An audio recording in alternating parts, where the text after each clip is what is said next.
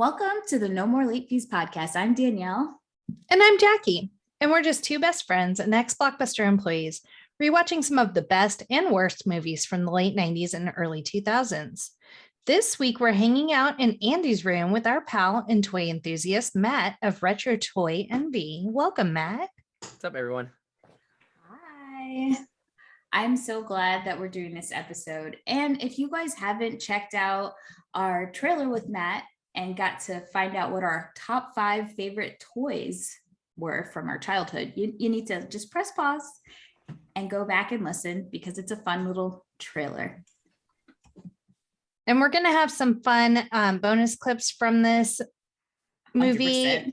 And so if you want access to that, head on over to patreon.com/no more late fees and sign up to be one of our Patreon besties. You'll get a ton of exclusive content, including bonus videos, as well as our access to our closing time segment. Yay. Where it's just kind of a virtual happy hour with some of our past guests and friends, where we can kind of sit around in a more relaxed setting, hang out, drink, and play games and just talk. So head on over to Patreon.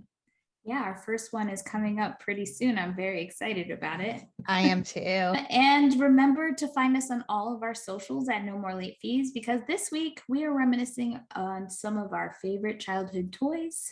Yeah, we are. Miss it.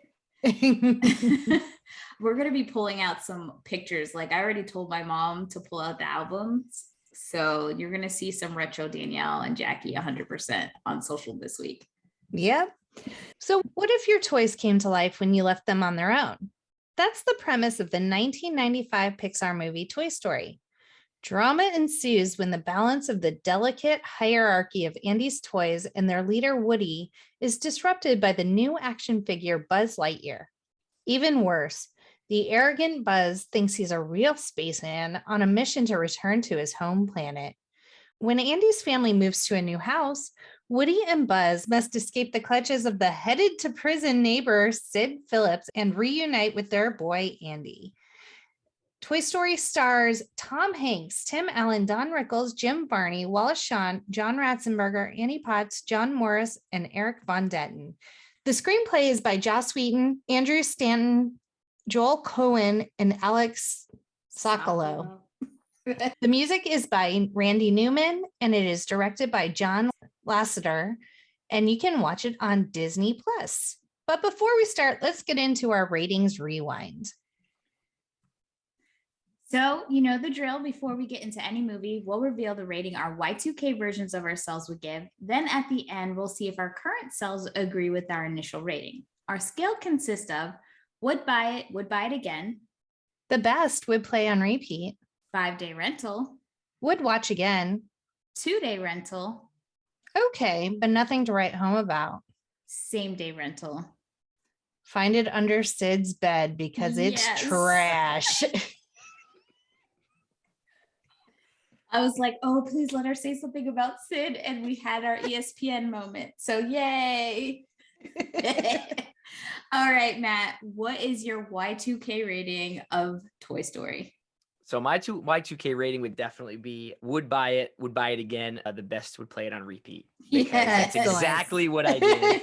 And yeah, so that's where I would be back then. Jackie? The same. There was a DVD 2-pack where it had Toy Story 1 and Toy Story 2 in the same like clamshell when it came out on DVD. It was like a special edition. That's the one I had. As we learned in our last episode, my mom brought over all of our Disney VHSs, and I definitely have a Toy Story in there, but I just was lazy and I didn't get it. So it's a definite would buy for me, 100%. So you guys ready to get into the box office? Ready. The box office for this movie, the budget was $30 million. Just, a little hunk of change. Not bad. And it made about $373 million worldwide. And it had a lot of firsts. So let's get into it. So the film placed first in the weekend's box office with $29.1 million. And it maintained the number one spot position at the domestic box office for about 2 weekends. Toy Story became the highest grossing domestic film in 1995, and it beat out Batman Forever, Apollo 13, Pocahontas, Casper, Waterworld. I mean, are we surprised about Waterworld? But still, and GoldenEye. So, I mean, it was killer. This is also, at the time of its release, it was the third highest grossing animated film of all time after The Lion King from 1994 and Aladdin in 1992. And what we have to remember is that when this movie came out, it was still around the heyday, or the golden age, I guess you would call it, of the Disney animated classics. So it changed the game, obviously, it being Pixar's first movie. And it was the first time that I believe it's the first time that Disney had partnered with an outside studio for one of their animated movies. If I'm correct. It became the second highest grossing film in 1995, just $3 million shy of Die Hard with a Vengeance. Damn, Die Hard. Wow. And when not considering inflation, Toy Story is the number 96 movie on the list of highest grossing domestic films of all time. And I can go on and on. It just like, it broke so many freaking records. It's amazing, especially because it was an animated film, and so many people don't have respect for animated films when it comes to adults. They, classify it as kids movies. And I think Pixar really changed that 100%. Yeah, I think this definitely was a game changer in just the way, like you were saying, like, I think you just said like adults, the way adults viewed, like an animated, but like this is kind of like different. This was like a weird, it was animated, but it just looked very 3D compared to like a Lion King or Aladdin. And not a lot of people like, saw stuff like that. And this was just a game changer. And as you can see now, there's very few animated, like the old school way. There's like maybe a handful, if that, a year, and everything's just that 3D look now. Of animation, and this definitely changed all of that for Disney to go on a ledge to do something like this. Yeah, and it made so much money from merchandising, from the movie itself. And Apple, this is before Disney bought it. It was a partnership between Apple and Disney, so that was also really interesting. Steve Jobs is like, look, if we make a little bit more than, if it does okay, we still make money. If it does really well, we still make money. And if it does really, really well, Disney makes a lot of money. So, you ready, Jack? Okay, let's get into it. So the movie opens. Andy is the owner of all the toys in Andy's room. And he's just playing with his toys. It's a bank robbery scene, and Potato Head is like the bad guy. And there's like cardboard boxes where he's kind of drawn like different scenes on him. So it's just a kid being creative with his toys and creating these scenarios and then playing them out. So we get introduced to Andy and Woody and Potato Head, amongst others. And then his mom calls him and says, hey, let's get ready for your birthday. Everyone freaks out. And then Woody's like, it's fine. We have the protocol. We have the party protocol, apparently. Well, I don't know. Do they hear? I don't think they hear that it's Andy's birthday. I think because he has to tell them at the meeting. And then they start freaking out. But I think he like goes downstairs with Woody, because Woody is the favorite toy. And then he sees that like they have started to plan for the birthday, and kids are coming over, and he's like, holy shit. He goes upstairs, and I love the scene where he is having like their meeting. So he tells Slinky like Andy's birthday's going down. Slinky starts like, what do you mean? He's like, be quiet, be quiet, be quiet. Be like, cool, Slinky. Be act cool. like I just said something funny and laugh and get the hell out of here. He's like, gather a board meeting and be happy. He's like, right. be happy. He's like, nah. And so I love how he gets some of the other toys and he's using them for this board meeting or whatever. I know. He has like the little microphone, like cassette player thing. Oh, it's great. We haven't seen that in one of our episodes. That cassette. Not yet. 13 Ghosts. Didn't that kid have one of those? Yes, he did. Yeah. Oh, 13 Ghosts. So yeah, in the meeting, he kind of just has like this agenda. He's like, don't forget to choose your moving buddy because we're moving in a week. So we're also like getting some exposition as to like further the plot of the movie. And then he thanks someone for the plastic corrosion awareness meeting last week. But I think it's cool that they say, you know, have a moving buddy, because I started thinking about how hard, like, when I lost a toy, I could not stop thinking about it. And it really bothered me as a kid. And it sometimes just felt like you didn't go anywhere with them, you didn't touch it, and then they just disappeared one day. And that always, like, right here in my chest, it just stays with me. That's the whole scene with Jessie from the second one, where it was like she was the favorite thing, and then all of a sudden one day it was just like she was forgotten about. And it's so sad. This movie makes you feel guilty. Makes you want to kiss all your toys. Yeah, it's I'm like, so sorry. I just want to go in the attic. It's like, it's me, I'm back.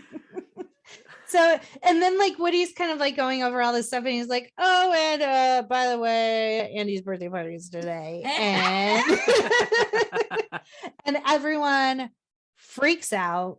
And he's like, no. Remember, we got this plan in place. He sends out the army men with a baby monitor, which I think they use it the right way, because the army men can talk to them, but they can't talk back. So one of the movies that actually uses the baby monitor in the correct fashion, and not just like straight up walkie-talkies. So Bo Peep kind of goes over to him, and she's like, you're not worried, are you? And he's like, no. And she's like, she doesn't believe him. So she's like, you've been Andy's best friend since kindergarten. You have nothing to worry about. There's a lot of sexual tension here. There is. Oh yes, Bo Peep and Woody, absolutely. Yes. Can we talk about it? My God.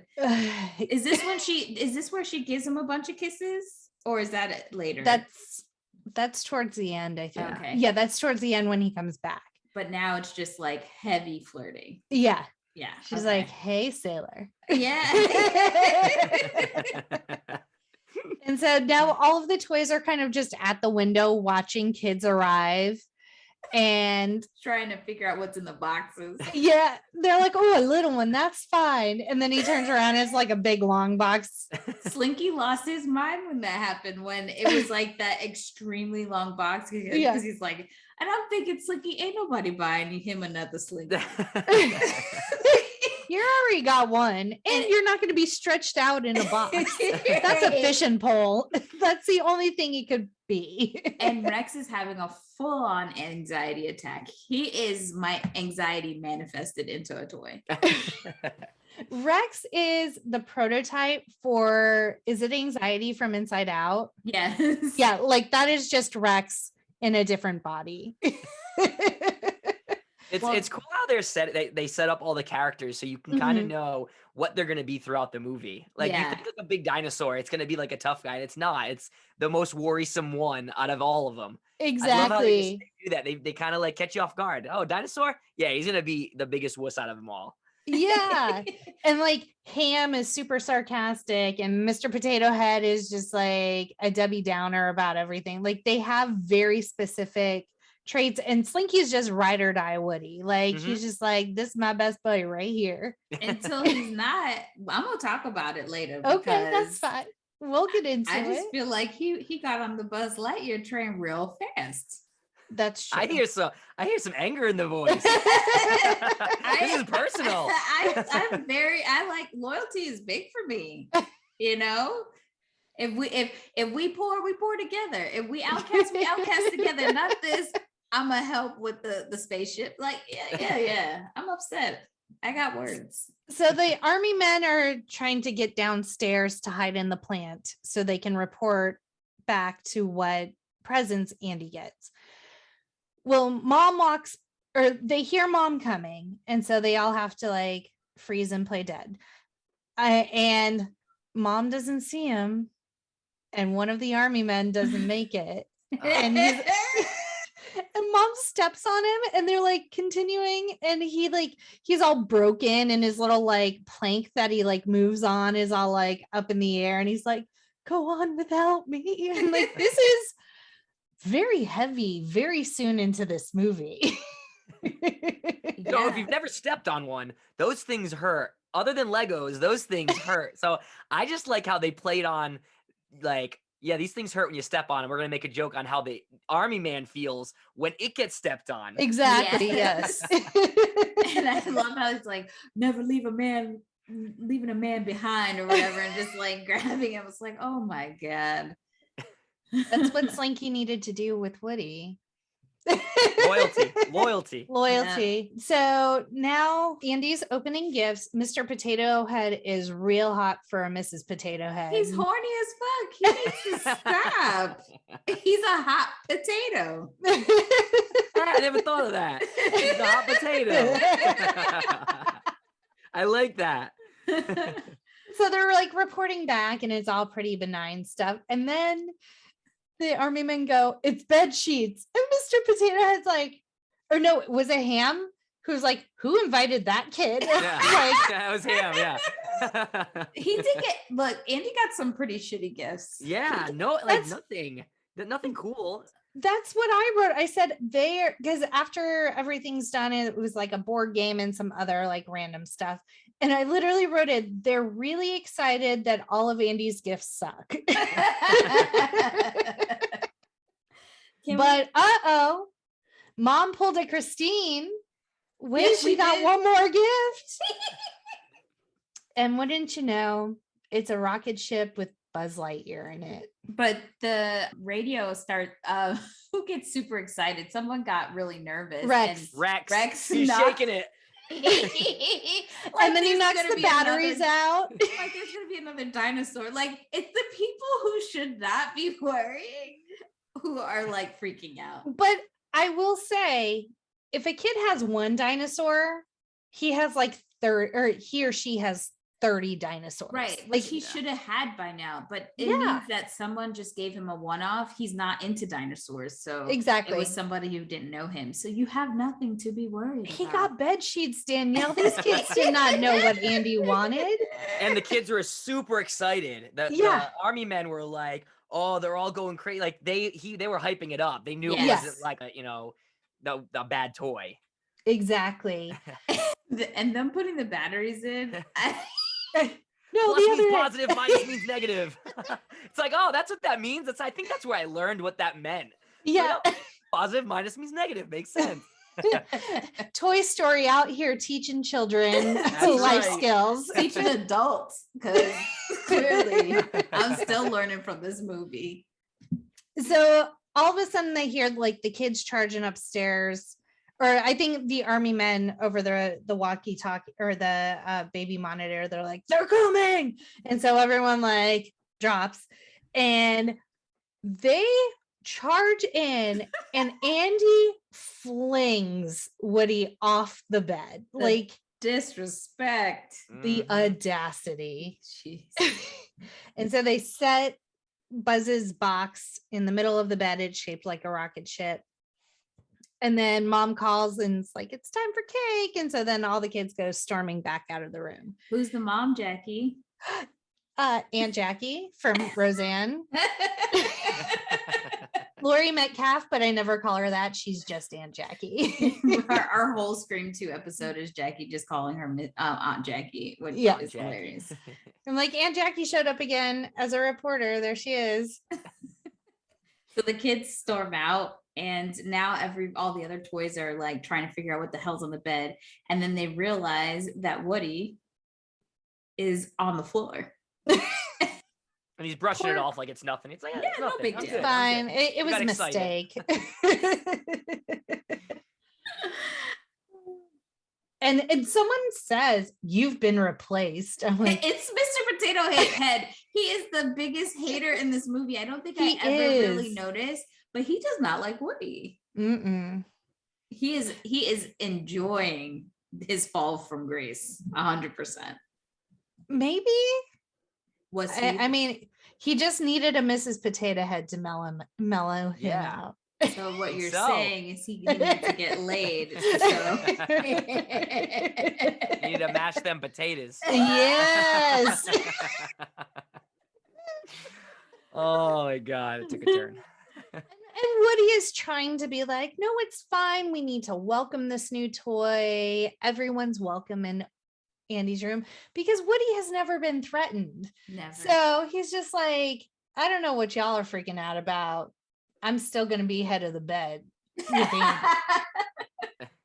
That's not what happens, though. No, not at all. And you know what I love about it too, is that Buzz is so aloof to the, politics of all of this. He's just, in his little la la land, because he doesn't realize that he's a toy, but that aloofness just drives Woody insane. Yeah.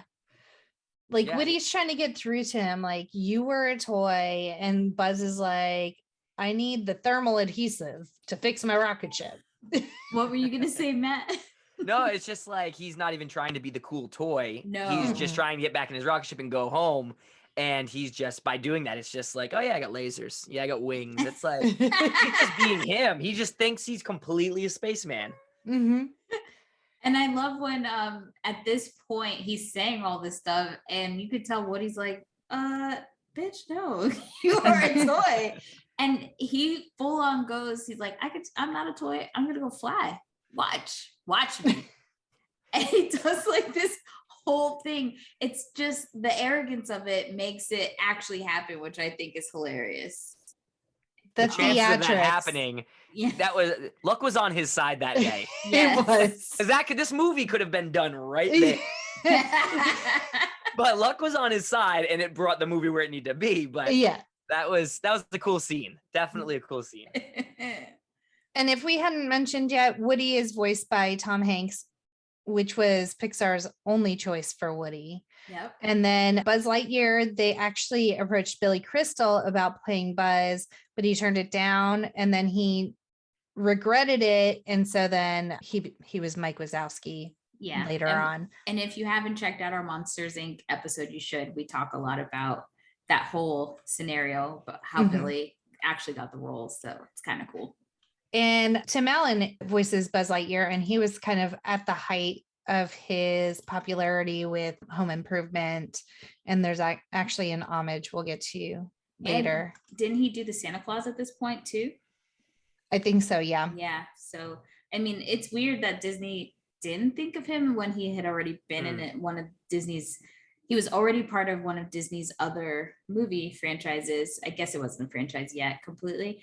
And Home Improvement was on ABC. So could you see Buzz being voiced by anybody else though? Like I can't see Billy Crystal in that role. No. It needed like that, and with Home Improvement, he was like that man's man in Home Improvement.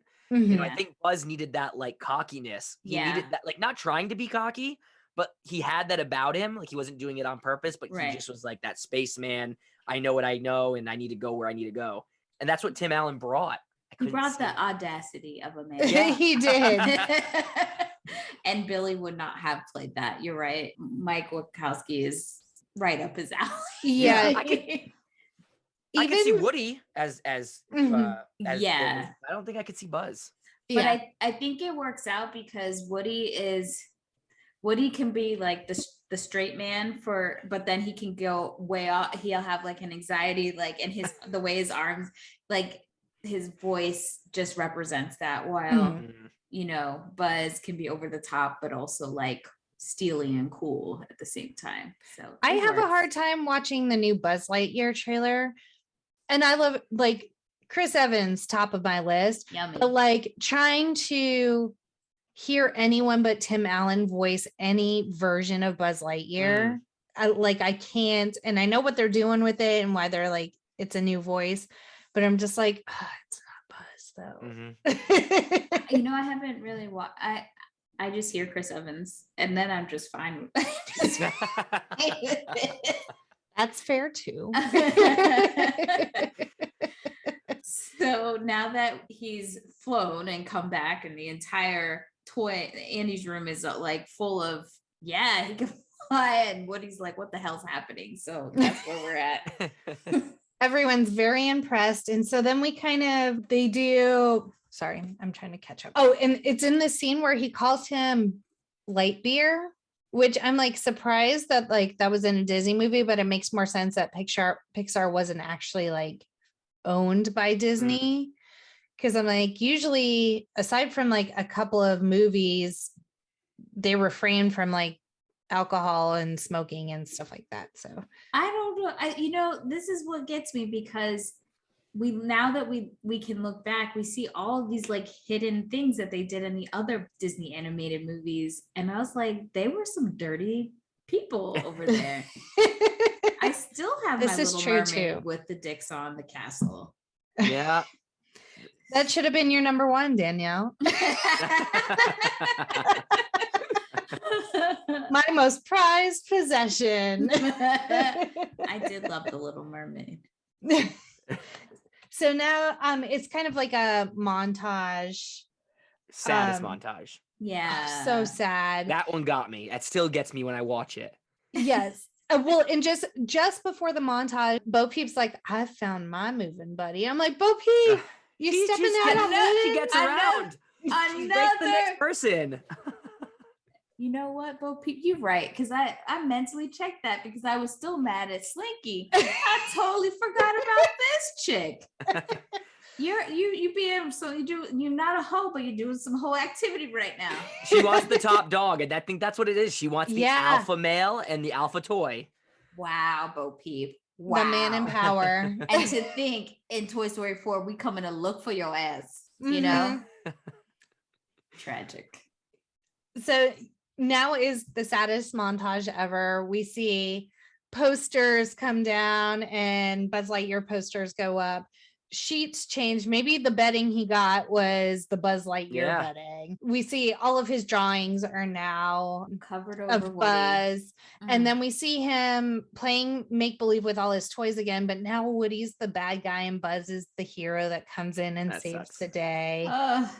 Yeah, I think that montage also kind of shows. I go deep with everything. I think the montage also kind of shows, like, you know, in every movie Andy gets older. I think that's the first time I think you see him going from like a kid with his cowboy doll. Now he's getting a little bit older, and I think if like you look back, his drawings actually get a little bit better. So now you got these better drawings. You know, these cooler sheets. You got, you know, more of a pre-teen with this cooler toy compared to a little cowboy doll. And he wants to like grow his toys with him. So I think that's kind of cool too. As you get older, your toys get older and your preferences get older. Right. That's yeah. so More true. sophisticated, like instead of just the pull string, you have like lasers and buttons and voice boxes and things like that. You go from I love Woody, but the Andy Buzz room is definitely way better. Far superior. Yeah. I think the galactic stuff is cool in his room. Yeah. And I love that the clouds fit with both scenarios. Yeah. That's deep. That's deep. And so now Buzz is just making friends and he's not really trying all that hard, but like people are willing to help him. He's being nice to them. He's organizing workout sessions. Love it. Love it. He's just being a team player, and Woody is not having any of it because he's kind of left on the sidelines. And then it's around this time where Andy's trying and like cleaning up to go to sleep, and he like picks up Buzz and Woody at the same time. But and why then does he have to pick one? Why I can't never both got of them that. sleep with him? I would have a pile. doesn't match his sheets, There would be Danielle. no story there, Danielle. Come on now. Just saying, this is just so heartbreaking. He been there for you since day one. I didn't Woody, get that either. Go put him in the Yeah. dusty toy chest. Yeah, and then why the toy chest? Like he couldn't just put it on his like nightstand. Like you had to throw it in the toy chest with the shark. You know what? It's the guilt. It's the guilt. He can't sit there and watch. He didn't want to wake up and see Woody looking at him, looking at, no. He had to hide it away. So the next day, Woody wakes up in the toy chest and he's trying to get his bearings. He's never had to be in the toy chest before. He doesn't know what's happening. He can't find his hat. And then that shark pops up and is like, scene, I think. hey, I'm Woody. howdy, howdy, howdy, howdy. He snatched it off his head like in disgust. How dare you, sir? You know who I used to be.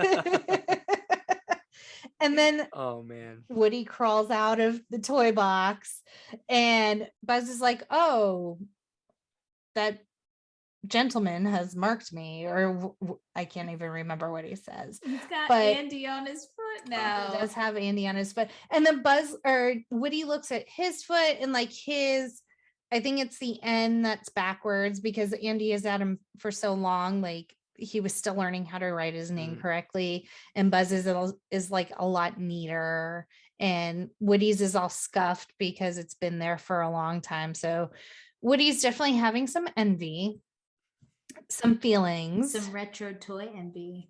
Oh,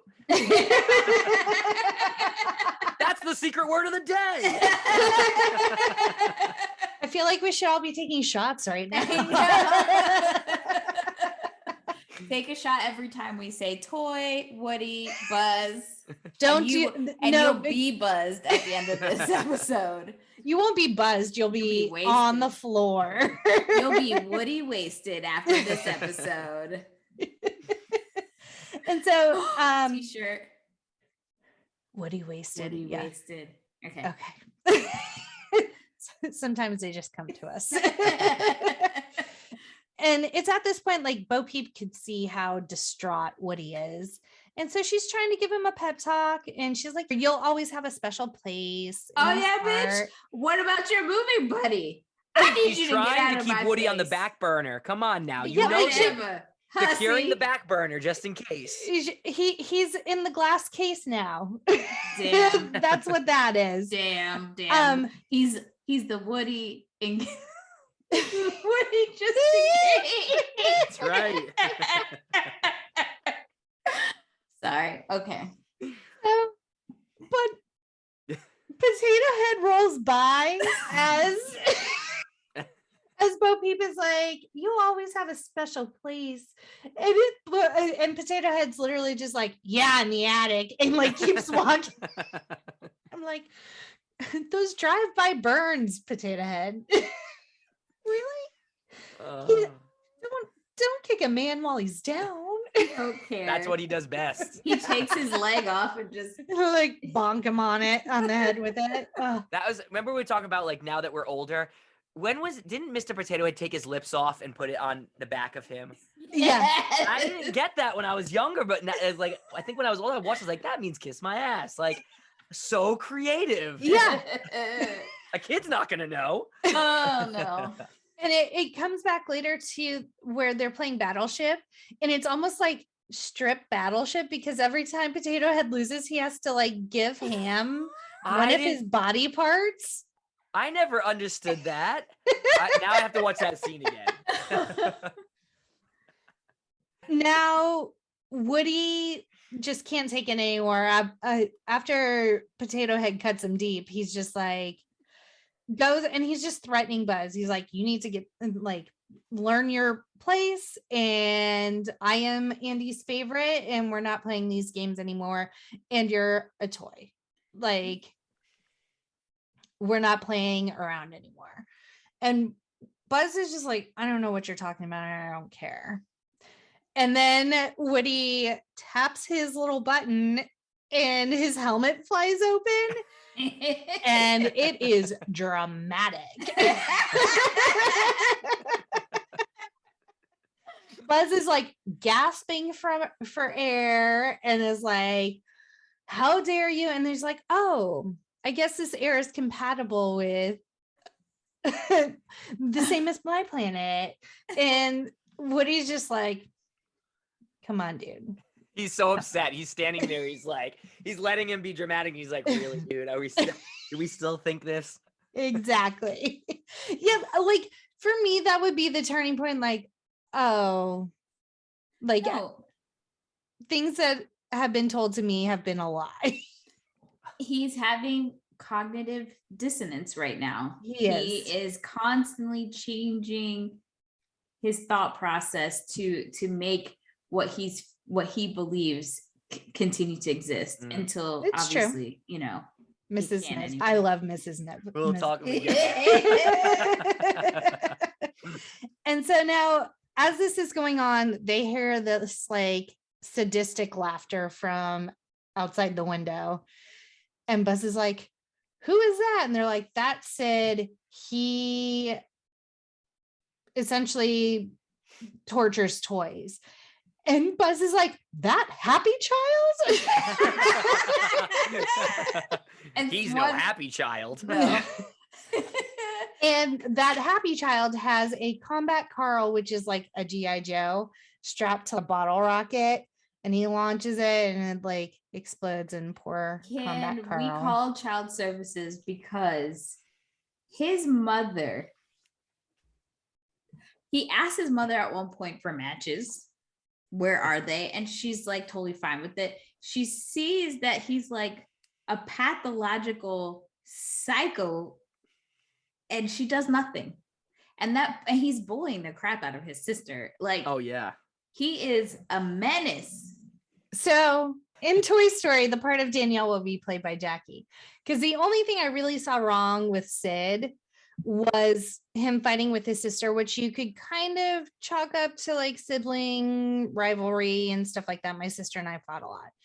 But I'm like, this is just a kid that's being creative and like disassembling toys and reassembling them in interesting ways. And almost that concept, like he was creating a very safe space to launch the rocket in his backyard. Like, she's trying real hard to defend this kid. I don't know. I just thought it was creative play. And his mom was like, I also am married to a man that launches bottle rockets all the time. Okay.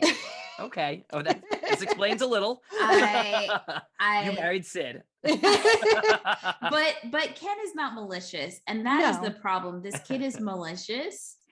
It's not even like he's like, this is my art. He is having fun, really destroying these poor toys. And I guess because we see them alive, it makes it even worse. But I don't think it's a far skip, hop, and jump away from him starting to mess with animals eventually. This is like, why are you using matches? Why do you have a toolbox in your room? How old are you? Yeah, that's another thing I was gonna say. Is he Andy's age? I feel like he looks a little older than Andy. Yeah, he's got braces, so it's got to be at least over. I can see where Jackie's trying to say he's creative. I can see that. Yeah. But then when you do go a little further, I know you'll get into it, you see like who he is when he's at Pizza Planet. He's like jumping on things the wrong way. He's bashing things. So you obviously don't see this now, but you do end up seeing like, okay, this kid, he likes being a bad boy. I don't know how to say it. Like he's like not the best, and that's why the toys are so afraid of him. Yeah, he wants negative attention, and that speaks to that there's another problem going. There's an issue happening. Right. Yes. And I think that's why I can't fault Sid, is because I used to be a behavior teacher. And so it's like the behaviors always stem from something. And if he's used to just getting negative attention, then he's going to continue to get negative attention. So it is his mama's fault. But I think like just taking apart toys and putting them, I don't see it in like he's going to start disassembling animals. It's just like he thinks it's interesting. And why not have tools? You got a soft spot for him. Exactly. I'm fine for him being creative. Okay, so I'm going to say that my nervousness is displaced on this child, and I want to slap his mama. What is going on here? His safety. Exactly. Yeah. Right. She's just fixing on Pop-Tarts and like calling it a day. Yeah, she doesn't care, apparently. Yeah. And when, what was it called? The place at Disney, Danielle, that was like a 4-story arcade. Do you remember that place? Oh, it was in downtown Disney. Yeah, it was Springs. Yeah, why can't I remember the place we used to go all the time? I'll have to look it up. But they used to have where you could pay, it was like $15, and they had all of the toy parts, and you could assemble your own Sid creation. That's cool. Yeah. And so I looked for it. I thought I still had mine. I guess not, or it's at my mom's house. but I was like, I have assembled something like Sid before, and I was hoping to present it, but alas. I think it bothers me because there was nothing more that made me feel like upset than when people would mess up my toys or destroy them or break them or draw on them. I mean, when I was really little, I drew on my Cabbage Patch doll, and it was not the smartest, but I was like 4. But I didn't like when people didn't take care of their things. Like if I let you borrow a book and you brought it back to me and the cover was off, that I would be very upset because you've disrespected my stuff. I did not like that. So Sid and I would not be friends in real life. It was called Disney Quest. Yes. That was the place. Yes. Matt, I was just going to a fun fact when Jackie was saying about the Combat Carl, it was actually supposed to be G.I. Joe. And I don't know if you had this, we were going to mention this or not, but Toy Story was trying to get a whole bunch of toy companies to okay it to use their, name brands or whatever. And they went to Hasbro for G.I. Joe and they turned it down. So they had to change it to Combat Carl. I always thought that was cool. Combat Carl is initially G.I. Joe, which is neat. And then you see him in Sid. Yeah, and he's in the fatigue. My little toy trivia. Nice. Love it. So moving on past Sid and his mom, Andy's mom announces that they're going to go to dinner at Pizza Planet because they've been packing all day, and Andy's kind of getting sad about having to move. So she's like, let's go to Pizza Planet, which is just like Chuck E. Cheese, but better. It's like Dave and Buster's. Yeah, that's true. Yeah. But for kids. Usually we describe Dave and Buster's like Chuck E. Cheese, but for adults. Danielle went the opposite way. But mom is like, you can only bring one toy, and Woody starts to panic. What's with these rules, Mama? Why can't I bring 2? I get that one though. I get that when you're going somewhere, you don't want to like watch over 2 toys. You might lose one. The bed one I don't get, but I could see bringing 1 toy to Pizza Planet. And who would you want to bring to a space themed restaurant? Right. I was a loyal bitch, so it would have been Woody. Danielle, you know how I know you're not a teacher?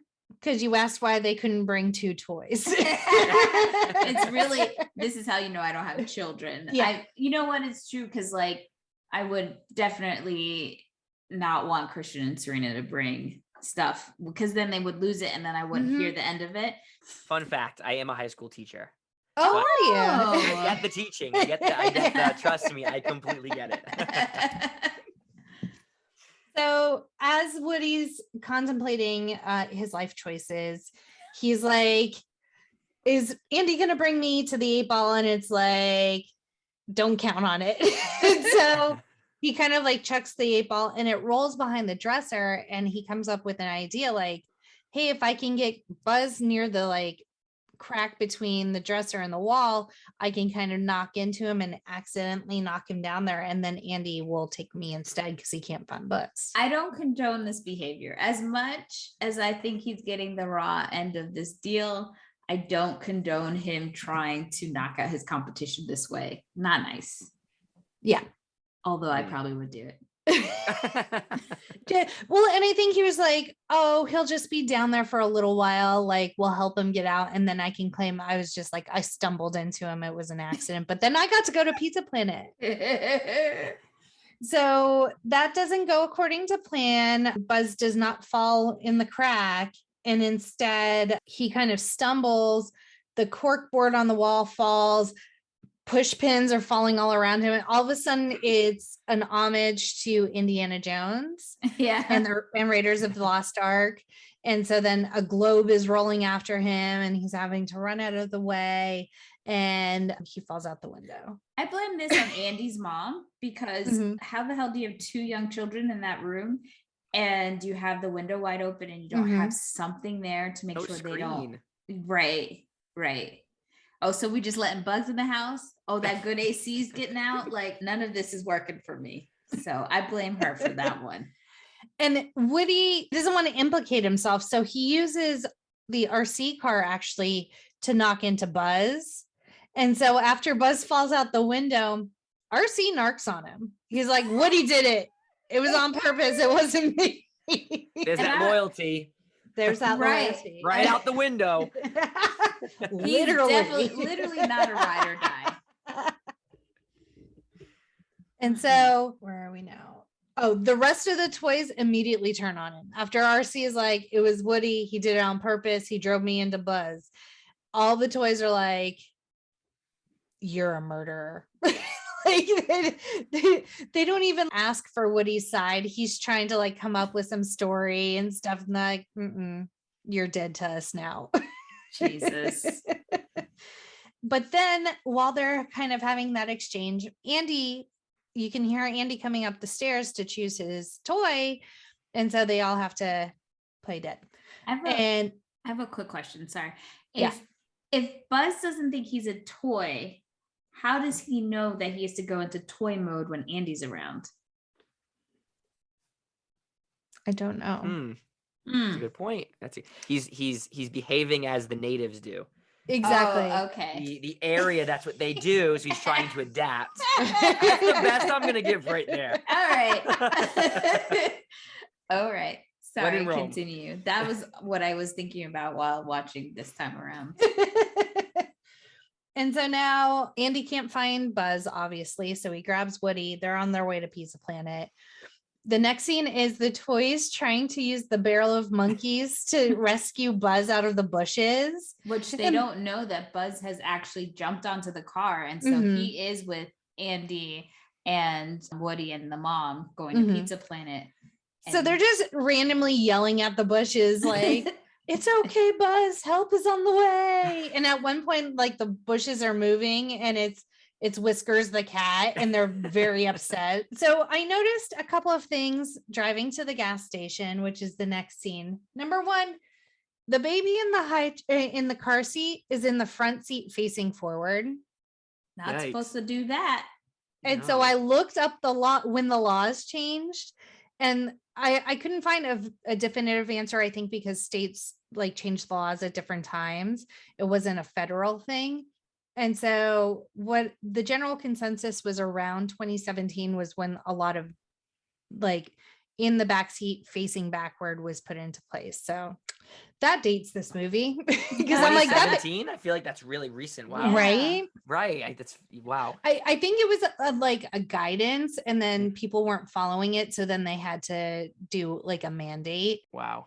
And then when they get to the gas station, the gas prices are $1.29 for regular and $1.39 for super. I'm like, oh, that dates the movie. Definitely. To be in those times. Those were the days and we didn't even know it. Didn't even know it. So now Andy hops out. He wants to help mom pump gas, but they're not pumping gas. I guess they went in the convenience store. I don't know why, maybe to pay. I don't know. And Woody's kind of just like sitting in the seat and he's like, oh, I'm in such deep crap. And here comes Buzz climbing in the open sunroof. The sunroof is perpetually open in this movie. A lot like the window. Like it's just, it's always open. Too. Isn't it nighttime? Yeah. I guess let's open the sunroof at night. I guess we just have to say they had to do it for the storyline. Yeah, that's what I guess we just have to accept because it don't make any sense otherwise. Yeah. So Buzz climbs in. He has like a mosquito stuck to his helmet and stuff, and he peels it off. Yeah, he's like, "Oh yeah, let me clean that off, my buddy." And Woody's just happy to see him because he knows he cannot go back to Andy's room without Buzz, or else it's going to be anarchy. And so Woody's super happy. Buzz is pissed. They start fighting, roll out of the car, and they're under the car, and Mom and Andy get back in the car and drive off. And so now Woody is a lost toy and he is starting to spiral. Yeah, I think it's two different things happen for him in this scene. Is that one, it's very clear that Andy doesn't even recognize that he's not with it. Like he doesn't even care that he's missing. And two, this is like the worst thing that could happen to a toy, which is to be a lost toy. So you have him going through those emotions, and then you have Buzz He's like, I'm just on this other planet. I don't know what's happening and I'm trying to figure it out. Yeah. And not understanding the weight that we are toys and we are lost at a gas station. Yes. But luckily for them, they find a Pizza Planet delivery truck or whatever, and they hop in. Well, prior to this, Buzz gets picked up, doesn't he? Yeah. No, it's Buzz is still very dead set on his mission to rendezvous with Space Command. And Woody knows at this point, like, he's not going to convince him otherwise, that he just needs to get them to Pizza Planet.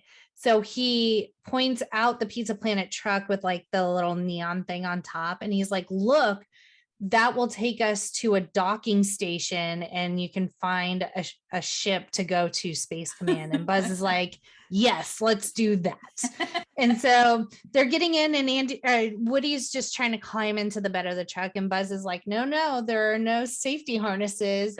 We need to be safe. And he literally climbs in the back seat or like in the passenger seat and like buckles up. And he's like very happy. Woody might, and Buzz is not wrong because Woody's in the back bouncing around because the teenager driving the Pizza Planet truck is yes. Has this delivery guy been in another Pixar movie? The truck has been in several. I was just gonna say, who knew that like a truck from a small part of this movie was gonna play a role in other movies? Like, I feel like it's been an Easter egg in a lot of other movies. It I would has. say a handful, That ball, the ball with the star on it, has been in a lot of other things too. Yeah. Yeah, I know the Pizza Planet truck was definitely in Monsters Inc. at the end. Yeah. Where Randall sent to the swamp. And I'm sure it's been in others that I just can't recall. So yeah, Pizza Planet is a running theme. A113 is a running theme. That was the room in which Toy Story was created and Pixar was kind of founded. And that is the mom's license plate in this movie. And then also the gas station is a Dynaco station, which shows up again in Cars. Yeah. And the ball, I think, is called the Luxo ball. I think the Luxo ball is in a lot of stuff too. You see in the background. And also, if we're talking about, because one thing about Pixar is that a lot of the animators went to school together. And so Andy is actually supposedly named after Andres Van Dam, a professor of computer science who taught many of the animators on the film. That's cool. And he pioneered a lot of the early animation techniques. So the creators of Toy Story have a lot to thank him for. Oh, that's nice. Cool. I like that. And so now we do get two very, very memorable quotes from the scene prior to hopping in the Pizza Planet truck. We get the, "You are a toy. You are a child's plaything." And then Buzz, who is still not having it, is like, "You are a sad, strange little man." So apparently that line was written by Joss Whedon, and in no way am I like fangirling for him anymore. I know. But I do want to point out that the director said this was like one of his favorite lines in the movie. And this was a line that Joss Whedon put in there. And he was brought on to help doctor the script quite a bit. So that and the fact that he created are like the marks that he left on this movie. I like it. And so now we are at Pizza Planet. They have to figure out a way to sneak in without the humans seeing them. And so they dress up as a discarded cup and burger container. So they sneak in. They're now inside. Woody sees Mom and Andy and Molly, the little sister. And he's like, okay, good. Molly's in her stroller. We can kind of hop in underneath and we're like golden. But Buzz is like, got to find a rocket ship. Got to get to Space Command. His delusions are causing so many problems. So this is my favorite scene. So as Woody's kind of keeping tabs on Andy and family, Buzz spots the rocket ship he's going to take to Space Command. And so we climb, and it's a claw machine shaped like a rocket ship. And so he climbs in the little flap where you get the prize, and he's in there, and it's all little squeaky alien toys. Love them. I love And them they're- so much. I just love the creativeness of this scene where it's like, we are waiting to be chosen. Like, it's just The same They're delusion as perfect. Buzz. Yes. We have the Exactly. same The delusion as plot Buzz. chooses who gets to leave and be. I love it. It's great. And I love how they say things in unison. It's Mhm. for me, I feel like the beginnings of the Minions start with these little aliens. Yes. Yes. absolutely. Yep. And so Sid, at the same time, we kind of see what you were alluding to earlier. Sid's kind of all over the place. He's just ADHD, and he Absolutely. is, Hey, no judgment. no one Absolutely. has been paying attention to teaching him strategies for some of his behaviors. Yeah. That is a teacher right there. The word strategies. That's a teacher. Let's use our strategies. So he is just playing the claw machine. He gets one alien, and it's like, I have been chosen. Farewell, my friends. And so he's like, yes. And when he picks up that alien, he sees Buzz in the middle of the aliens. He's like, oh, a Buzz Lightyear doll. Because like in my head, It's I'm like, worth that's probably something. like a $50 or $75 doll at the time. Actually, Thank you. they are not dolls. You crossed the line. Sorry. Oh, I can't hear that. But they're action figures. And so he's like, sweet. And so he is obviously a master at the claw because he got that alien on the first try and he got Buzz on the second try. But Woody notices, climbs in, and is grabbing Buzz's feet, trying to like prevent him from And being I love chosen how- by the claw. And the aliens are like, no, it is his destiny. He's He like, must you go." zealots.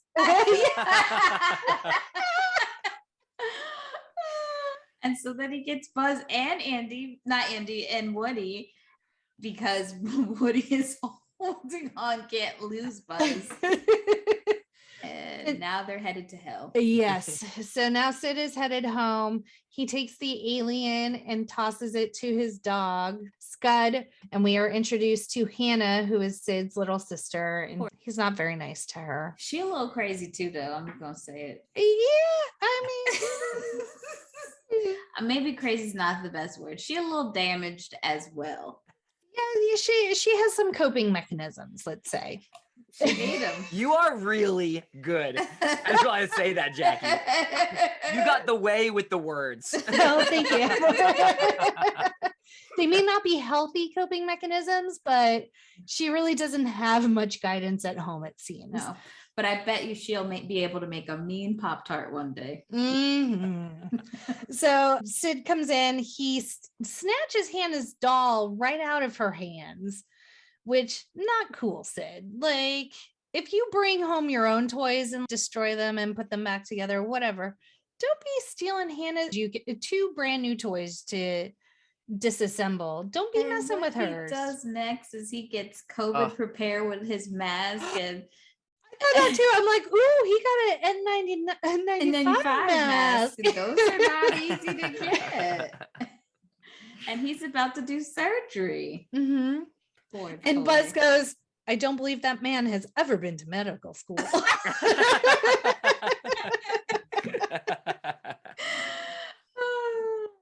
So Woody's scheming. He's like, we have to get out of here. I have seen what Sid does to toys. We are in danger. I would have jumped right out of the damn window and taken my chances. Yeah. So then he's like kind of standing in the middle of the room and you see like something skitter behind him. And he's like, what was that? And then This is a creepy part. This whole scenario, Sid's room, Sid's house is like if we were to make Toy Story a scary movie. Yeah. like a haunted house. Yeah. Mm. Because And- those poor toys. Did you notice his wallpaper? Like it's the Shining adjacent. Like Yeah. the pattern was, it wasn't the colors and stuff, but it was like that hexagonal pattern.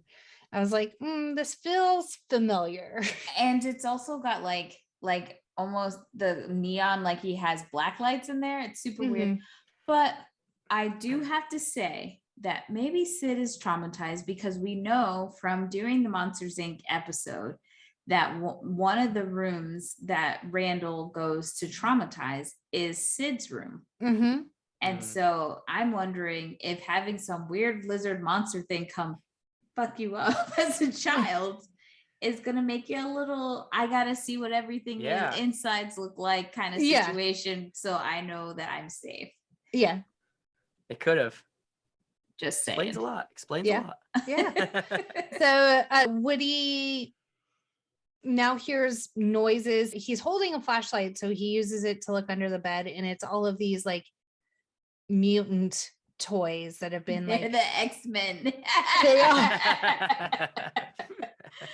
And they've all been deconstructed and reconstructed in various ways, but they are pretty scary looking. Like they have wonky eyes and like no hair and stuff like that. There is one that's Barbie legs and a fishing pole, so she's literally a hooker. Did you catch that? I did it. A hooker. I made a video on TikTok for it, and I'm gonna reshare it when we do it for Instagram. But I was shocked. Whoa, I didn't even think of that. Right over the head. And they go to the dolls that Sid has swapped Hannah's doll's head with like a pterodactyl's head. And they go and they grab the doll and the pterodactyl, but they kind of like just pull them back under the bed. And so they're like, they're cannibal dolls. I'm like, do y'all eat? Like, you know, Sid does this stuff. Like, why do you think they would be scary too? I don't know. They're victims. Hello. They are. I guess they were thinking it was like Stockholm syndrome. Like, we've been here so long, we just do the same thing that Sid does, maybe. Woody's privileged, and those dolls deserve reparations. It's true. Buzz is still trying to call Star Command. And this guy is still trying. Oh, he's sticking with it. He doesn't give up. He does not. I'm like, they have not talked back to you, Buzz. Like, that should be a clue. I feel Poor bad thing. for him at this time. At this point. Meanwhile, next door, they're still looking for Buzz in the bushes. That's when Whiskers kind of runs out, and Ham is very indignant about that. I'm surprised he didn't let his coins come and hit the cat. Right?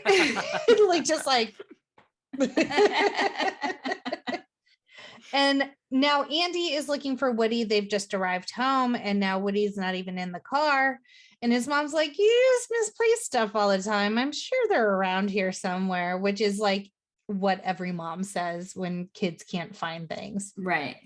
It's around the house somewhere. Go look for it. That's what I would Even do. if they've thrown it in the trash can. I'm sure it's around here somewhere. I'm sure it'll pop it's up. Here. You lost it. Yeah. So, and you can tell Bo Peep is kind of the only one that's worried about Woody, because Go ahead, Danielle. Yo, you're waiting. Please, with this fake concern. I can't. Okay. You know, all this time, I think it's because it's been so many years since I watched the first one. And I'm like, I love me some Bo Peep. But now that I see the origin story, why you gotta be like this? It's fair. So now it's the next morning, and Woody is kind of awoken from his stasis by I don't know what else to call it. Like, I don't think they sleep. I don't know. So Sid's burning him with a magnifying glass. And so he's like, and it's like right in the middle of his forehead. Poor Woody. I hope it's not permanent. But you're a doll. You're not going to regenerate. And I'm pretty sure he's made out of, is he made out of wood? I can't remember in the second one how Jerry fixes him. I want to say it's it's like a wood, but I always thought it was a vinyl, but maybe that's because all the toys that came out was all vinyl. But that's true. I want to say that when he got fixed, it was like they were painting wood. I thought so too. Yeah. Good question. Thank you. I'm gonna have to do my research on that. I'm gonna have to, because now you got me thinking. All I said was, damn, that's a hole. That's all I thought about it. And I was on to the next thing. Y'all were really thinking. I guess that's just how our brain. In my head, I was like, if he was vinyl, he would just kind of melt or get mushy. Whereas like wood's gonna burn way faster than vinyl will. From somebody that's burned things with magnifying glasses when they were kids, you are correct. Okay. I had my fair share of the magnifying glass experimentation. Right. Let's find out, Matt, you were some Sid in you. Whoa. I think I was both Andy and a little bit of Sid, a little bit of Andy. See, so I'm a happy medium. Creative. I'm keeping this eye on you. So this is when his Pop-Tarts are ready. So he's pretty much saved by the Pop-Tart.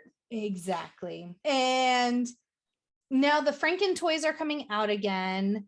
And that's what I call them for the rest of my notes too. But it's this scene that gets me. I mean, it's Woody protects himself by grabbing Buzz, using him as a shield. And the best part is like, I guess Buzz has a button on the back for his karate chop action. And Buzz is like, hey, how are you doing that? Oh, man. He's still oblivious. At this point, he's still oblivious. Still oblivious. It's coming, though. It's coming soon. Poor thing.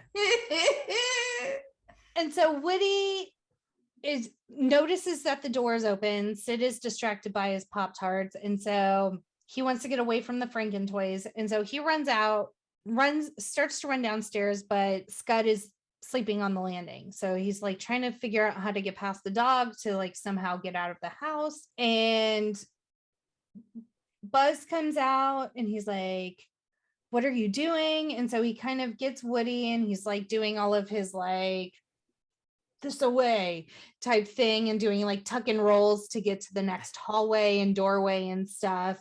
And Woody's following him. But as Woody walks by the railing, it's like wrought iron and his little pull tab gets caught on one of the like swirlies. And so his voice box goes and wakes up the dog. So now they separate, they're running. And Buzz like jets into what I'm assuming is like a den area. And it's the dad is in there sleeping and the TV is on and it happens to be a Buzz Lightyear commercial. And this is when I wrote emotional damage. That is like Buzz his whole world implodes. He's having an existential crisis. Everything he's known has been a lie, even though Woody has been trying to tell him that it's a lie. And it kind of is confirmed for him when he opens up his little arm thingy and it says made in Taiwan. And what a digger that the commercial had to throw in, this is not a flying toy. Yes. Like, it just had to throw that in. And he's like, oh man, I really can't fly. Okay. Do you think all the other Buzz Lightyear action figures, kind of close, do you think that they also had this whole thing going on where they didn't know they were toys? Yeah, because in Toy Story 2. Toy Story 2, yeah. Oh, that's right. He's like, was I this bad? Yeah. I think they reference it. He's like, wait a second, was I this bad? That's right. And Woody was like, yes. Can we talk I about have this wound to prove it. Can we talk about what? For this part, can we just talk about how perfect Randy Newman's voice during this crisis of Buzz was? Yeah. And how like it perfectly was like the voice in the background that was like, oh my God, I'm gonna cry. Like it was such a good song for what was happening. Oh, it did such a good job. Well, originally they wanted to make this, they were thinking about making this movie a musical. And when they shifted gears, I think they had gotten Randy Newman already. And he was kind of like, oh, wait, if it's not a musical, am I gone? But they were able to say, no, we just want you to make songs for them, for the movie. And he did it pretty quickly. I think he recorded a lot. Like You've Got a Friend of Me like in a day or so. It was kind of So insane. good. Such Yeah. an iconic song too. Like Yeah. So everybody, everybody knows it. Yeah, and I would have never thought that I'd have been jamming to any Randy Newman. I'll be honest. I didn't think. I don't think anyone thought they would be Yeah. jamming to Yeah. Randy Newman. And so now, because of that disclaimer on the commercial, Buzz is like, well, I have to see for myself. And so he jumps off, much like Heather's Teddy Ruxpin, off the second story and is trying to fly out of an open window. And instead he falls to the first story. And it's just this very sad pan out that starts on his face and his arm is detached. And so he's just laying there completely devastated because he is just a toy and now he lost an arm. That's sad day. So sad. But I mean, Sid doesn't find him silver lining. Hannah does. And so Hannah's kind of like, you're going to take my shit. I'm going to take yours. And so she picks up Buzz and carries him very lovingly up to her room, puts a gorgeous garden hat and apron on him, and they're just having a tea party. And so Woody's still looking for Buzz and he happens upon Hannah's room. And it's very confusing because Buzz is drunk, ? Okay. He was drinking some tea and it sounded like he was slurring and stuff. I was like, there ain't no tea. You are a toy. It's empty. What's happening right now? He was slurring. I do have to say, I love that apron though. It was hot. That is the one. That is an awesome. I think they should do a whole series of Mrs. Nesbitt. I love it. Can we get a spin-off. Buzz Lightyear with that apron? I would love it. Oh man, I think that's just I think Mrs. Nesbitt is a perfect little character in its own. And we only really see a is. small amount of it. And he's literally like, do you see the hat? I am Mrs. Nesbitt. I'm like, just the commitment he is now having to this Mrs. Nesbitt character, because he ain't Buzz, he's Saw. But he's dedicated. He's He's dedicated to playing that role of He's Buzz a character Lightyear. actor. Yep. 100%. He's a method actor. He goes all in. Much like Wesley Snipes is Blade. Oh my Is god. Mrs. Nesbitt. I've never met Wesley Snipes. I've only met Blade. We just did it. We recorded the episode. And it's Buzz's arm to slap him across the face and tells him to snap out of it because we got to GTFO. Well, it worked. I kind of, not really. Because like he's willing to follow Woody. That's about as far as much as he's willing to commit. He just sits in the middle of the room. And Woody is like, oh, Buzz, you're a genius. That window is open. There's Christmas lights. Like, let's see if we can get the toys in Andy's room to help us across. Question. Yeah. How strong is Woody? So far, I've seen this toy, because I was about to say, man, this toy push a door against a raging dog. Mm-hmm. He pulls up the back of a truck, the truck door or whatever. Now he's got aim to throw a bunch of Christmas lights across a pretty big gap between houses. So like, what's up with that? He's got that mother's strength, like you hear about. He's trying to get back to Andy, and he will do anything that it takes to get back. That's a mother's strength. I like it. I love that you have answers an for my immediate question. answer to all of Danielle's theoretical questions. They're not theoretical. These are real questions. Like, and I'm surprised y'all didn't question it either. It's a movie about toys now that are I have alive. questions. I'm it's more just a concerned about movie. the psychological well-being of Sid. Yeah, I think that's your expertise. You got the questions, Danielle, and I am the toy expert. So I'm here to give you all the answers that you have questions to. Fine. I'll let this one slide too, but I'm gonna get a question and you're gonna be like, I don't know. All right, what's next? So he gets the toys in Andy's room. He gets their attention. They catch the Christmas lights, and then Potato Head shows up. And he's like, wait a minute. You killed Buzz. And Woody's like, no, Buzz is right here. Not lying. But Buzz still going through some stuff, coming to terms with his existence, and is unwilling to cooperate. And Woody's like, I just need you to come to the window and say hello, or else they're not going to let us get us back over to Andy's room. And moving day is tomorrow. And so Woody says, can you give me a hand? Buzz chucks his arm at Woody, and Woody's like, okay, I can deal with this. And starts like puppeteering Buzz's hand. He's like, hey guys, it's me, Buzz. It just, blah, you know blah, what blah. this whole scene gives me? It gives me I'm making out with someone vibes, like when we used to do this when we were younger. Especially when he pulls him in. He like pulls him in for a hug and he's like, hey pal. to infinity and beyond. And I love that Mr. Potato Head is not buying this at all. He said, this is suspicious. I said the other toys think Woody is sus. And then Woody's just like, he forgets where he is for a moment, and they ask him a question. He's like, I don't know. And he's holding the hand, and they're like, murder.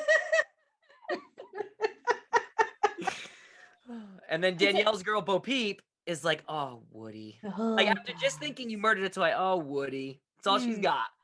That's all she's got. Classic Woody. You want your moving partner? Here you go. And so the arm is kind of forgotten about because now Woody's concerned with they're not going to help us back over, and like, what do I do now? I'm running out of options. And so he turns around to see the Franken toys are all now converged onto Buzz, and he's like, now they're cannibalizing Buzz, and I can't go over there without Buzz. And he's like freaking out, but then he realizes the Franken toys fix other toys. But the way they did They're it, friends. they were like hammering him.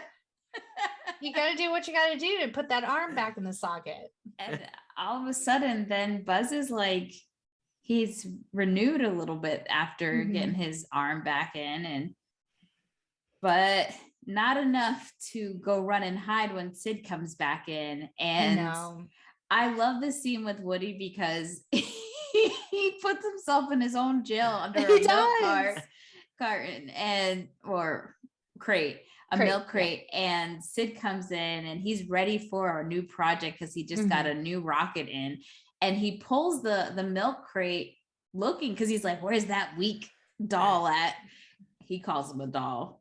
And that cowboy doll. Yeah, and he pulls up the crate, and Woody's like disappeared, and you think, oh, did he skedaddle somewhere? And then you realize he's hanging on the top.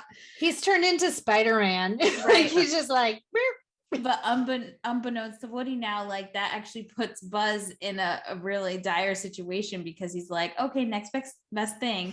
And he is going to tie this rocket to the back of Buzz Lightyear for him to really go to space.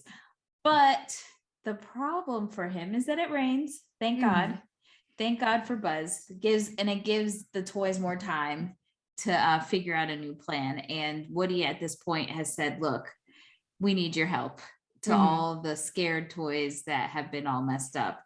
And they come up with a plan to get them all out of this situation with crazy ass Sid. Well, and I think it's at this point because Woody is hiding in the milk crate, but I think when Sid is looking for tape to tape the rocket to Buzz, he pulls up, he gets his toolbox and sets it on top of the crate, and it is a Binford Tools toolbox, which is the company in Home Improvement. So that was a little Easter egg that they hid there. And so that when he does get stuck, Buzz finally does come and help him out. Something clicks within him that they need to get out. Exactly. Yep.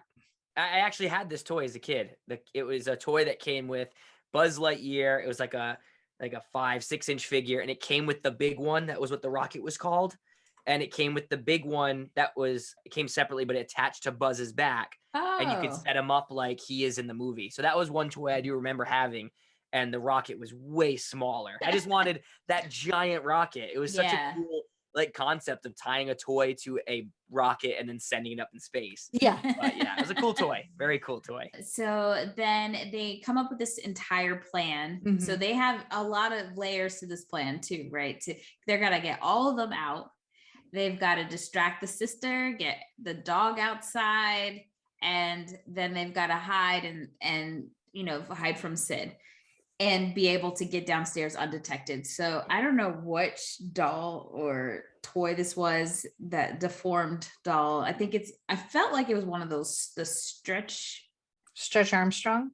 I don't know. He was really built like a bodybuilder look. Oh, maybe it was a wrestling toy. I don't know. It was the body of like a bodybuilder wrestling toy, and it had the head of a duck. Yes. It had the head of a duck. That was a cool one. And so he's hooked up to like a large string, and they somehow the hooker. Oh, the hooker, yes, right? Yep. The hooker lowered him down. And they moved the lamp or the light fixture on the porch, which I'm like, I don't know how they did that. And the duck wrestler is trying to ring the doorbell. So they're able to do that. The sister comes downstairs. The dog, sees at this point, all the toys from upstairs are able to, I think they're on a skateboard, go down, flying down the stairs. The dog gets wind of this. And so he's trying to chase after all of them. And the girl's like, forget this, and locks the door on him. And they're able to get into the backyard, and they're all out there. Sid comes out there, and he's got Buzz all ready to go. He realizes somehow Woody's outside. He's like, you know what? I got something for you. And he puts him on the grill. It's real creepy stuff. He's screaming for the matches. He's asked his mom for where the matches are. And he's like, no worries. I got it. And then Woody starts to talk without his string being pulled. Mm-hmm. And it keeps happening. Yeah. So Woody tells the toys, like, we're going to have to break a few rules to get this done, but like the massacre must stop. And so, yes, at this point, at first it's coming from Woody's voice box. So it's just like, it's almost like his voice box is malfunctioning and he's just going through his sayings. And then when Sid gets closer, Sid's like, oh, this doll is busted. And Woody goes, who you calling busted, Buster? And then calls Sid by first and last name and tells him, we don't like being blown up or smashed or torn apart. And then everyone starts to like come out of hiding because Sid's like, we? Who's we? And Woody's like, all your toys. And they're all just like start emerging from like the sandbox, the puddles and stuff. And it's like zombie toys. They're all just like slowly creeping towards Sid. And he's like, what the hell's going on? And then Woody says, we see everything as his head is spinning in a certain Exorcist. Yep. And then he like fully comes to life and he's like, so be nice. And Sid like has a whole new trauma. Damn. Which leads to what he does in the future and what he's going to become, which we see in different Toy Stories. Yep. And so now the van is leaving, and Buzz still has the big one strapped to his back, but Woody's like, we got to go. And they start running after Mom's car, and they can't catch up, but then the moving van comes behind them. And so they're running. Buzz is able to climb up on like the back ledge, but Woody is having trouble getting up. And then Scud is now after them. Scud has grabbed Woody. And so in Buzz trying to help Woody, they switch places, and Woody makes it on the truck. And Scud now has well, he's trying to get Buzz, who's now under a car, and he can't get him. So Woody's like yanking the moving truck back up. He's running inside, rummaging through all these boxes. He's thinking on his feet. He grabs RC car, throws him over the side to like send out to Buzz. And all the toys are like, not again.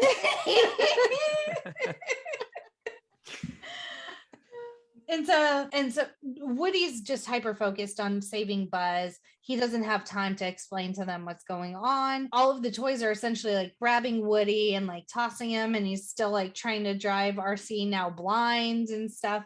And so RC car gets to Buzz. Buzz hops on, and Woody's like driving it back. And they cause some accidents. So when he's got the car, it's causing some accidents. And because the dog is still chasing Buzz in RC, and somehow he finally gets trapped by like 4 cars making like some sort of circle square from getting in an accident, trying not to hit the damn dog. At first I was like, did they hit the dog in this movie? Because I couldn't remember. I was like, oh no, they're not going to do that. They trapped him. White people would have been up in arms if they had. And so, but Buzz is still trying to catch up to the truck. And then all the other toys see, and now they're trying to help. Now Slink wants to come help. I can't. And so he throws himself over because, oh no, they kicked Woody out too. And then they see that Buzz is there, and then that's when they're trying to help good for nothing friends. But unfortunately, just Slink can't help. It's not, their battery is running and RC, so they get through. And just look, if my life depended on me lighting a match, I would be dead. I'm one of those people that have scraped the sides of those match things. I can't get it to start. I can't. Got to use the magnifying glass. Exactly. Which is how Woody problem solves. They're sitting there just dejected. They've tried and fought their hardest, and now they're out of options.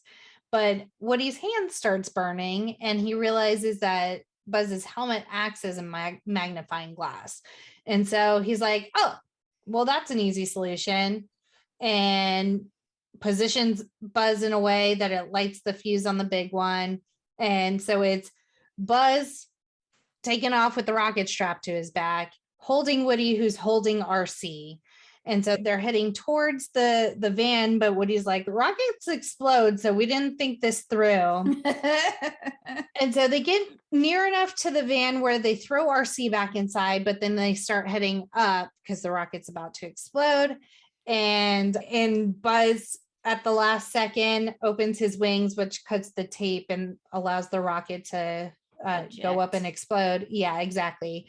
And Woody's like, what are we doing? You can't fly. And Buzz kind of uses his words against him. He's like, this isn't flying. This is falling with style. And they kind of glide, and they overshoot the van. And Woody's like, you're missing the van. And he's like, oh, no. And in that still open sunroof, and lands always open and lands in the box next to Andy. And Andy's like, oh, I found Woody and Buzz. They were in this box. Wah, wah. That was in the box. Why didn't I look there? Right? So now it is Christmas time in the new house, and they're doing their protocol for gifts. And the first gift is a Mrs. Potato Head. Molly gets Mrs. Potato Head. So now the horniness can died down. This is Yeah. why Mr. Potato Head is not as much of a jerk in the next few movies. I mean, but little does he know what he's in for with Mrs. Potato. He wished a little too hard. That's why it's really important when you're trying to manifest your partner that you're very specific as to what you want, because you never know. And Buzz is kind of worried now, and Woody's like, now you know how it feels. Yep. And then Buzz is like, well, are you worried? And Woody's like, no, what could be worse than you? And then they're like, thanks, Mom. We got a puppy. And then it's just credits. It's a good ending. That's a good ending. It's such a good ending. Every Toy Story movie, you have this just great, wonderful, warm, fuzzy feeling, and you think they can't beat this one. And I feel like every movie, they just keep adding to it, and you just feel like this can go on forever. Mm-hmm. And I'm not going to be mad about it. Yeah, so that my toys is Toy Story. All right. Were there any fun facts that we want to? Just that when Tom Hanks doesn't have time to voice Woody, his brother Jim voices Woody. Oh, that's cool. I also like the fact that this movie is only 81 minutes long. It's the shortest Toy Story, and it's also the shortest Pixar movie. And it's probably because it's the earliest Pixar film, and the animators were still trying to figure out the animation style, and the technology wasn't quite there. But I love it. And I love that there's no like filler.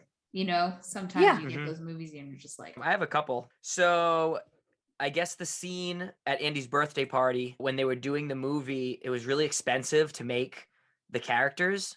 So what they did was they used Andy. And if you go back to the birthday scene, the kids are pretty much all Andy variants. And they're all versions of Andy, very, very similar, but maybe like a different color shirt or like a different color eye or something. But they're basically all Andys going at the birthday. Like they're all Andy kids. So it's which I think was really cool. Loki before Loki. Yeah, right. Yeah, they're all just variants of Andy, which is really creepy. It is. Well, to speak to that as well. So I don't know if you've ever wondered why there's no dad in Toy Story. It's because dad was too expensive. I thought it was because Aunt Jackie don't need a man. That too, but later, like, I think they've always tried to kind of avoid the answer. They said when they were planning out the movie that they made a decision early on that there just wasn't going to be a dad, but it really just came down to finances. It just was really expensive, like you were saying, to build out more human characters. So that is why we had no dad. So that goes to one of, go ahead. No, go ahead. That was just going to one of my other things I had on here was, have you heard the theory of where Woody came from? So like Woody's a lot older toy, especially you find out in Toy Story 2 that he's a very old toy. Like he's been around for a while. So how the hell does Andy have him? One of the theories is that, Andy's dad passed away or left Woody to Andy. And that's why Andy has this really rare, old, valuable toy, which is really cool. So it kind of plays into why he loves Andy, why he loves Woody so much, and why he gravitated towards him. It's not like it's just speculation, but it's just a cool thing to think about. Like I like that part of movies where it's like, the what if, the theories. And Pixar tentatively titled the film "You Are a Toy," which I really but only if you always say it like Woody with the Tom Hanks voice. Well, the director, John Lasseter, believes that the production success of like the cross studio film, The Nightmare Before Christmas, is what led to Toy Story getting the green light from Disney. Before the Tim Burton film, no Disney animated movie had been made outside of the company. After that film's success, he believes the studio was more open to collaborators. So I guess I was wrong earlier when I said this was like the first time that they had done an outside movie, but yay for that. That's cool. Yeah. And apparently Etch-a-Sketch was nearly bankrupt before Toy Story. And then after they allowed Etch to be in the film, they saw a 20% sale increase that actually saved the company. That's I awesome. love that. Yeah. I love when like toy companies get to have like redemption, Resurgence. like, you know what I mean? Like Yeah.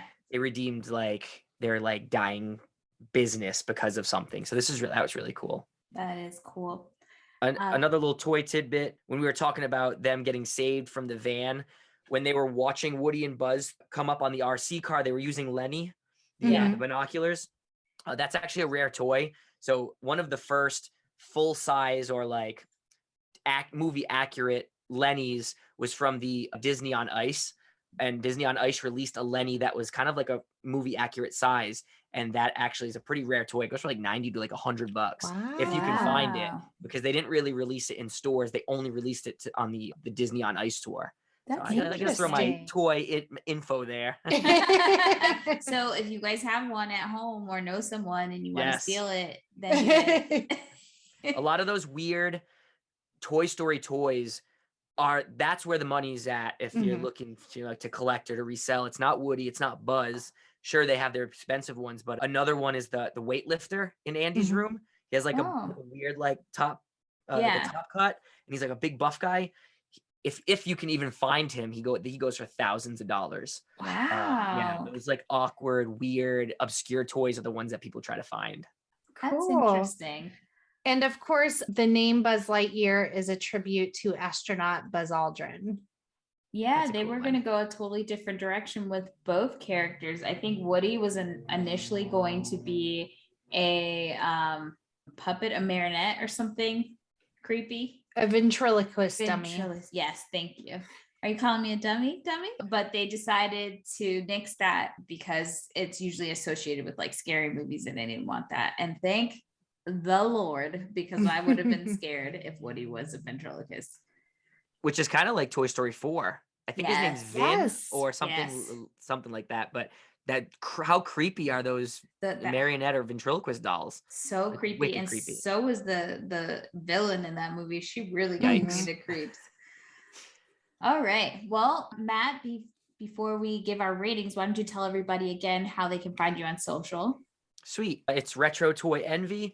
I'm that name across all the platforms, and Instagram is all toys all day 24/7. That's what you'll find when you go there. Reels, posts. And then if you want something outside the box, more reselling and thrifting and toy hunting, you're going to find me on TikTok and Facebook Reels.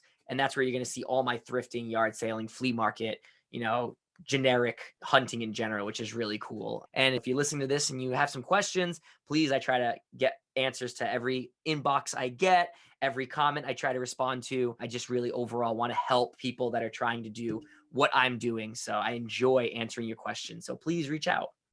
Nice.